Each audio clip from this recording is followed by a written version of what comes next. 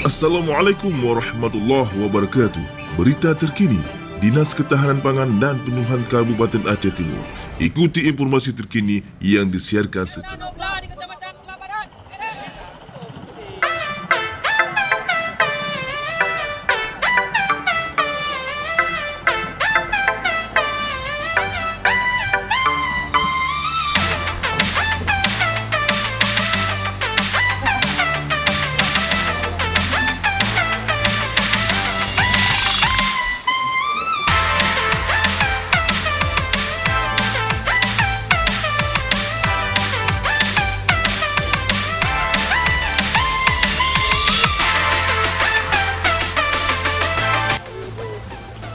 Assalamualaikum Sobat Tani. Optimalisasi lahan di Kecamatan Perlak Barat disambut positif oleh para petani setempat karena terbukti dapat meningkatkan produktivitas tanam di wilayah tersebut hingga 2 kali tanam dalam setahun.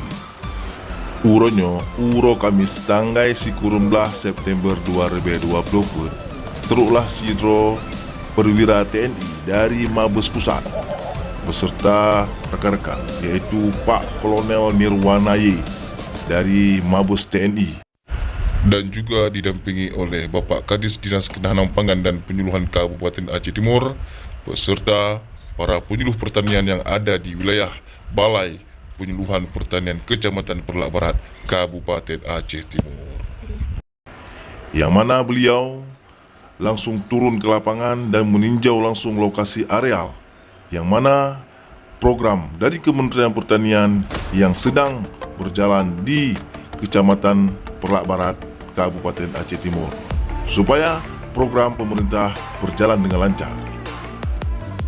Lahan yang pun terbengkalai pun Dino berubah menjadi lahan yang produktif dan subur.